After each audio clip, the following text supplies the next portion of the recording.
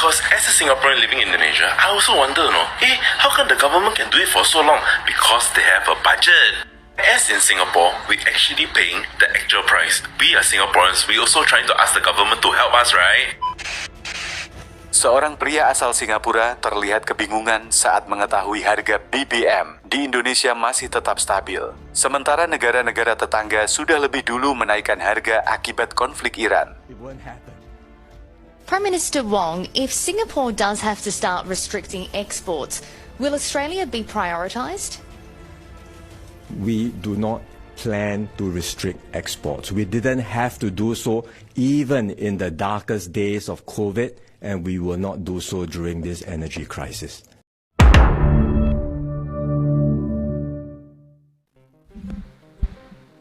Guys, saat ini jutaan rakyat Singapura sedang menjerit lantaran harga BBM di Singapura menyentuh level tertinggi, tembus 58.000 per liter. Tentu teman-teman, angka ini bukan angka yang wajar. Karena di Indonesia sendiri teman-teman yang terbilang cukup mahal yaitu 10.000, ini Singapura menjadi salah satu negara di dunia dengan harga BBM tertinggi yaitu 58.000. Bahkan solar informasinya bisa tembus sampai 60.000. Jadi mau seberapa besar pun gaji ini orang-orang Singapura, tapi kalau kebutuhan hidupnya mencekik, ya wajar kalau misalnya jutaan orang saat ini sedang menguruskan visa untuk bisa berpergian ke Indonesia. Bahkan teman-teman, mereka terang-terangan mengaku heran kenapa pemerintah Indonesia ini tidak menaikkan harga BBM, tidak seperti negaranya. Nah, memang Singapura terkenal dengan negara maju, ekonominya sangat kuat, mata uangnya sangat kuat. Tapi teman-teman, dengan mata uang yang terlalu kuat malah mencekik rakyatnya sendiri. Lalu, apakah benar ini jutaan orang Singapura akan segera pindah ke Batam? Atau mungkin bakal pindah ke warga negara, meninggalkan negaranya yang memang sudah tidak layak dihuni, yang memang sudah tidak mampu teman-teman ya mencukupi kebutuhan hidupnya kalau tetap berada di Singapura. Oke teman-teman, kita bakal lanjut, kita bakal simak dulu informasi selengkapnya. Because as a Singaporean living in Indonesia, I also wonder, how come the government can do it for so long? Because they have a budget. As in Singapore, we actually paying the actual price. We are Singaporeans, we also trying to ask the government to help us, right? Seorang pria asal Singapura terlihat kebingungan saat mengetahui harga BBM di Indonesia masih tetap stabil. Sementara negara-negara tetangga sudah lebih dulu menaikkan harga akibat konflik Iran. Baginya, hal itu terasa tidak masuk akal. Tidak mungkin mereka bisa terus mensubsidi seperti ini, ujarnya dengan nada heran. Namun yang belum ia pahami, Indonesia punya cara berbeda dalam menghadapi gejolak dunia. Di saat harga minyak global naik, pemerintah tidak langsung membebankan semuanya ke rakyat. Sebagian ditahan, sebagian disubsidi. Hasilnya, masyarakat masih bisa merasakan harga yang relatif stabil. Meski di balik itu negara ikut menanggung beban yang tidak kecil. Inilah yang sering membuat banyak orang luar terkejut. Bukan karena Indonesia tidak terdampak, tapi karena dampaknya tidak langsung terasa. Sebuah kebijakan yang bagi sebagian orang terasa mustahil. Namun bagi Indonesia, ini adalah cara menjaga keseimbangan. Recent fuel prices is affecting everybody except Indonesians. Do you know for the past 3 weeks, Indonesian government has never increased the price of their subsidized petrol? Because as a Singaporean living in Indonesia, I also wonder, how come the government can do it for so long? Because they have a budget.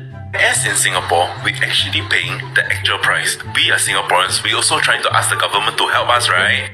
You know how much is it in Indonesia? It's only 60 cents, Really admire the Indonesian government because they are really trying to buffer it for the citizens. In my humble opinion, the whole world didn't expect this war to happen. It's because of one egoistic man only, Next few days or weeks, I believe that there will be an announcement by the government because there's no way they can subsidize it like that. When that day happens, I do hope the Indonesian people. Harga bahan bakar minyak di Singapura menembus rekor tertinggi imbas Perang Timur Tengah yang melibatkan Amerika Serikat, Israel, dan Iran. Sementara pemerintah Indonesia menjamin tidak akan menaikkan harga BBM hingga akhir tahun. Dikutip dari The Straits Times pada Selasa 17 Maret, Operator SPBU besar menaikkan harga secara bertahap seiring fluktuasi harga minyak global. Caltex misalnya menaikkan harga bensin oktan 95 sebesar 10 sen menjadi 3,45 dolar Singapura atau sekitar Rp58.305 untuk kurs Rp16,900 per liter pada 13 Maret 2026. Angka ini melampaui rekor sebelumnya sebesar 3,42 dolar Singapura atau sekitar Rp57.798 per liter yang tercatat pada Juni 2022 setelah Uni Eropa melarang impor minyak Rusia. Kenaikan harga juga terjadi pada jenis bensin lain seperti oktan 92, oktan 98, serta varian premium yang semuanya melampaui level tertinggi saat perang Ukraina. Lonjakan harga yang cepat memicu kekhawatiran di kalangan konsumen. Sebagian pihak menilai kenaikan tersebut terjadi terlalu cepat dibandingkan potensi penurunan stok BBM di lapangan. Menurut laporan, harga BBM di Singapura tidak dikendalikan pemerintah, sehingga pergerakannya sangat bergantung pada mekanisme pasar, khususnya prinsip penawaran dan permintaan. Sementara itu, Menteri Keuangan Purbaya Yudi Sadewa menegaskan bahwa pemerintah Indonesia masih memiliki anggaran yang cukup untuk mempertahankan harga BBM. Hal tersebut disampaikan Purbaya saat mengunjungi Pasang Periharjo di Yogyakarta pada Selasa 17 Maret.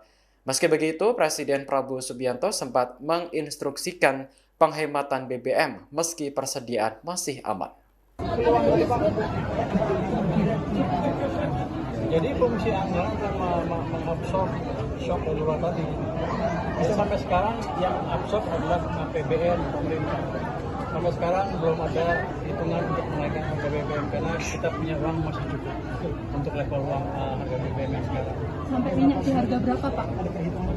Oh, berapa sih? Kalau segini aja mah kalau Pak Presiden mau sampai harga juga bisa. Sampai harga Jadi minyak. saya punya uang yang cukup banyak yang masih bisa dipakai. Yang pengamat itu nggak tahu uangnya di mana. Sampai Cukup teman-teman, cukup teman-teman, cukup.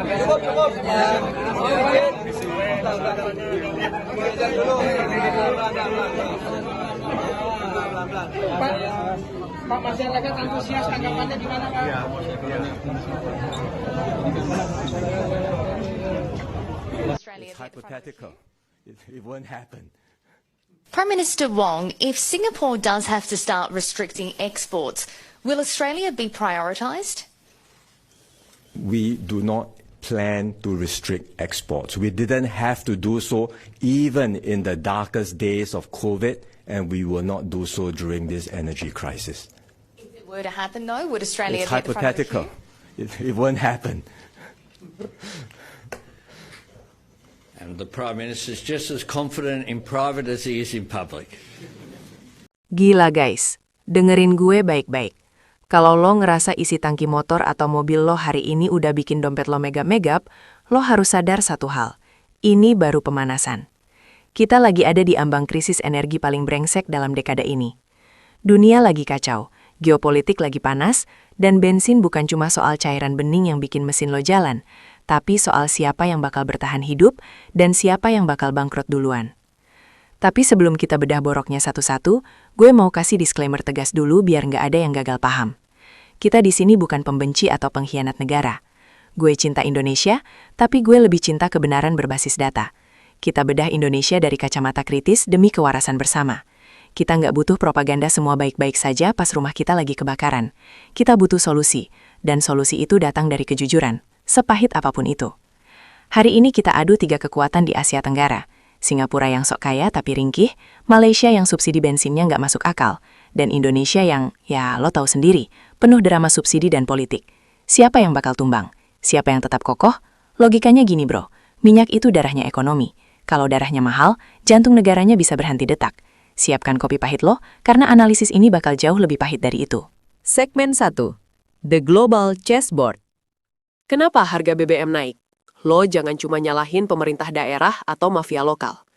Dengerin gue, masalahnya jauh lebih besar. Kita lagi ada di tengah The Great Energy War. Rusia sebagai salah satu produsen minyak terbesar di dunia lagi dikucilkan Barat. Efeknya, supply chain hancur total. Di saat yang sama, OPEC Plus, kartel minyak yang isinya negara-negara Arab, lagi main cantik. Mereka sengaja nggak mau nambah produksi, biar harga tetap tinggi. Kenapa? Ya biar cuan mereka maksimal, skakmat buat negara importir. Indonesia, Malaysia, dan Singapura itu nasibnya ditentukan di meja makan para syekh di Riyadh dan birokrat di Washington. Kita ini cuma bidak catur. Tapi bedanya, masing-masing negara punya tameng yang beda. Singapura nggak punya sumur minyak, tapi punya otak. Malaysia punya minyak, tapi terjebak janji politik. Indonesia, kita punya minyak, tapi produksinya turun terus. Konsumsinya malah makin gila.